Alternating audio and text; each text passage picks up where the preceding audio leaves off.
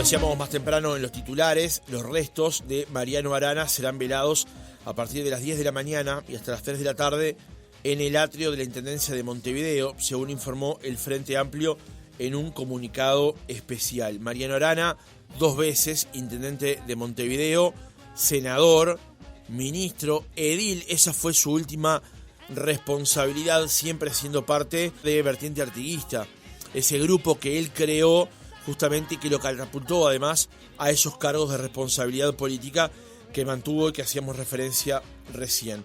Mariano Arana fue declarado ciudadano ilustre de la ciudad de Montevideo y tiempo atrás se editó un libro por parte de Ediciones de la Banda Oriental titulado Arana, Pasión por Montevideo. La bajada del libro decía: Mariano Arana, arquitecto y político, es un ferviente defensor del patrimonio cultural de Montevideo. Fue uno de los que se atrevieron a plantear en plena dictadura una mirada crítica hacia políticas urbanas devastadoras. Cuando habla de la ciudad que lo vio nacer como técnico y también como caminante, que la recorrió 1 y 1000 veces, parece dialogar con ella. Este libro concreta un sueño largamente deseado por Ediciones de la Banda Oriental: caminar junto a Arana para ser testigos de ese diálogo que él tiene con Montevideo desde niño. Lo acompañan en esta aventura la cámara del fotógrafo Carlos Contreras y la escritura de Horacio Cavallo. Justamente Horacio está en línea con nosotros. Horacio, ¿cómo estás? Buen día. ¿Qué tal? Buen día, Francisco, ¿cómo estás? Muy bien, muchas gracias por atendernos. Horacio, ¿cómo recibiste la noticia del fallecimiento de Mariano Arana? Bueno, con tristeza, lógicamente, pero bueno, por otro lado, sabía que hacía un tiempo que no estaba bien de salud, y bueno, Mariano tenía un montón de años, ¿no? Quien pudiera llegar a los 90 años como llegó él. De hecho, nosotros hicimos el libro hace 3 años más o menos, y él manejó cada una de las salidas a las que hicimos. Nosotros le dijimos, bueno, ¿por qué no llevas un auto de la Junta de pronto con un chofer para que no tengas? Y él dijo, no, yo manejo, no tengo problema. Así que recorrimos Montevideo, además Carlos y yo, llevados por Mariano Arana, que nos iba señalando las distintas cosas y demostrando que estaba en perfecto estado, ¿no? De memoria, de coordinación, de todo. ¿Cómo fue justamente? ¿Cómo surgió la idea de ese libro, Horacio? Bueno, esa es una idea que se le ocurre a Banda Oriental. Mariano Arana, a su vez, estuvo presente, vinculado a Banda Oriental desde el inicio. Uno de los Banda Oriental no tiene dueños, pero de alguna manera de esa cooperativa, de ese grupo de personas que la fundaron y después la quedaron ahí vinculados toda la vida.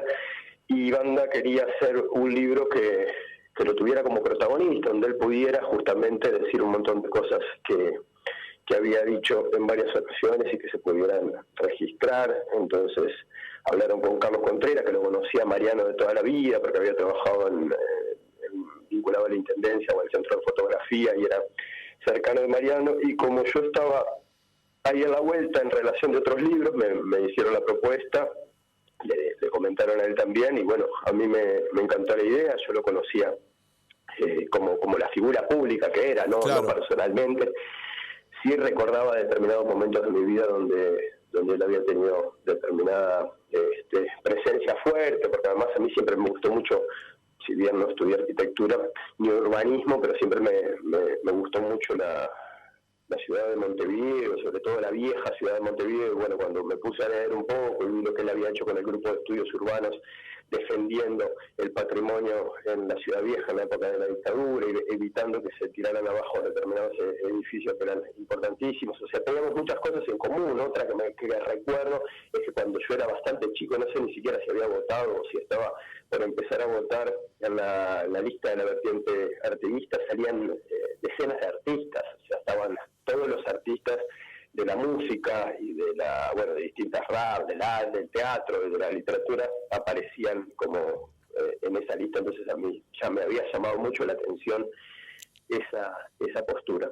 Uh-huh. Y bueno, después fue conocerlo, empezar a recorrer los distintos puntos de Montevideo de acuerdo a un plan que habíamos trazado, ahí conversando entre los tres, pero bueno, sobre todo atendiendo a los lugares que él consideraba que tenían determinados elementos que eran imprescindibles. Y bueno, a mí lo que se me ocurrió fue una cosa un poco más mía, de darle un tono, o sea, como de narrarlo como si fueran crónicas, y entonces que Mariano fuera contando. Algunas cosas aparecían como contadas en el momento, y otras yo contaba lo que iba pasando, lo que iba sucediendo, porque en algunos momentos aparecían cosas. Carlos de pronto le decía: ¿te acordás, Mariano, aquella vez que estábamos en el cerro y había un hombre que estaba haciendo una ventanita chiquita en una casa ilegal de alguna manera, en un lugar que daba hacia la bahía, y estaba haciendo una ventanita chiquita, y vos le gritaste: ¿quién está haciendo esto? Y él te dijo: soy yo. Y bueno, agrande esa ventana. Y había dicho Mariano, como diciendo: ya que vas a hacer algo, pero debería, bueno, por lo menos que la ventana sea grande, así. Y había hecho una ventanita chiquita en una zona donde la vista era claro, paradigmática de alguna manera.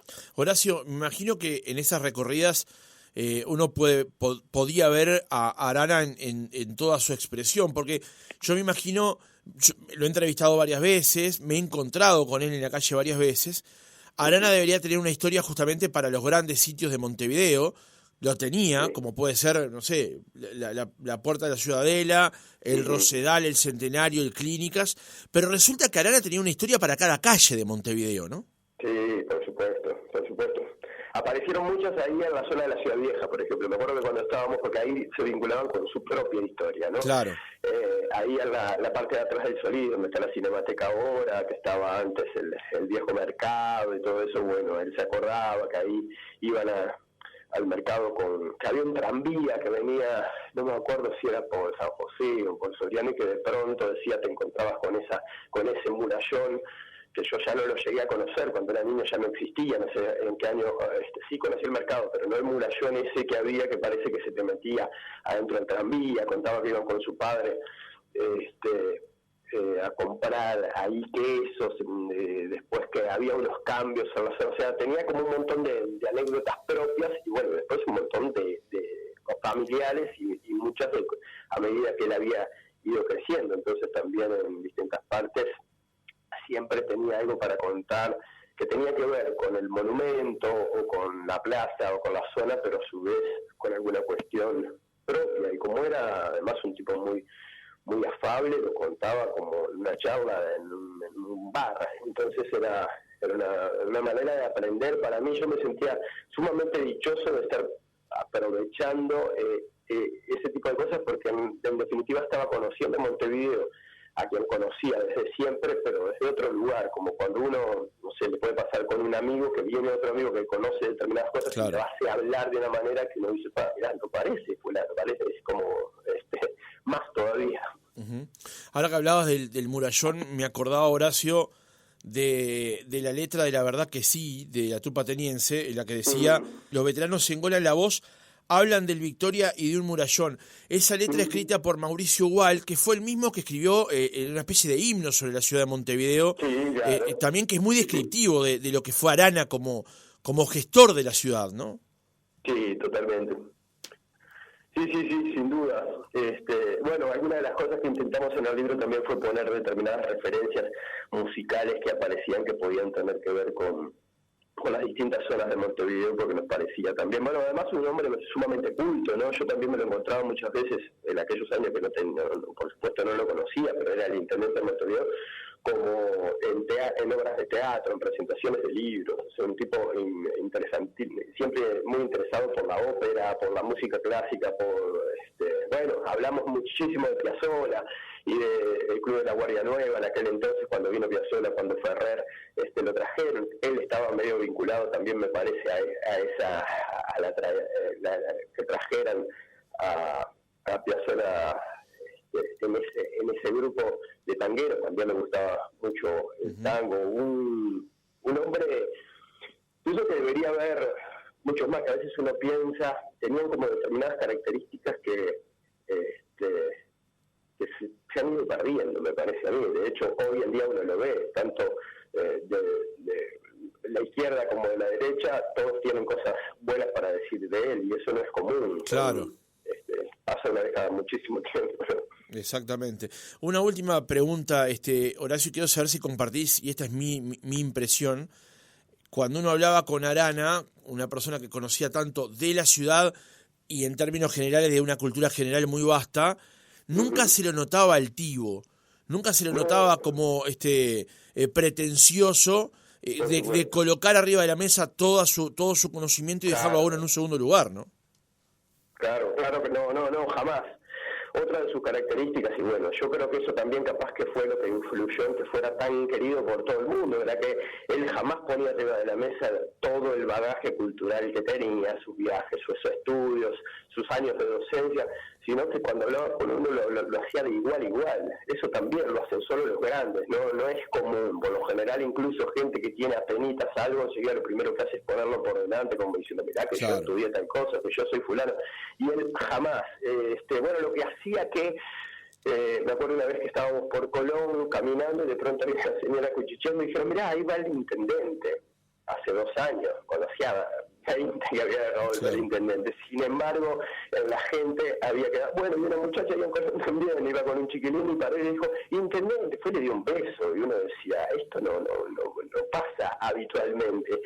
O sea, eso que él generó en relación al pueblo, a la gente que de pronto no lo conocía, también tenía que ver con esa impronta de ser franco, de ser coherente y de sentirse siempre a la altura de los demás y no buscar justamente ponerse a la altura de su interlocutor naturalmente, sin tener que estar mostrando credenciales ni diciendo para nada. Yo creo que era en ese sentido, además, totalmente natural, porque hay gente que a veces lo finge, bueno, quiere fingir eso para fingir de alguna manera una modestia. Él era realmente así. Horacio Cavallo, escritor, autor de Arana, Pasión por Montevideo, gracias por haber estado otra mañana con nosotros. No, por favor, un gustazo, saludos a toda tu audiencia.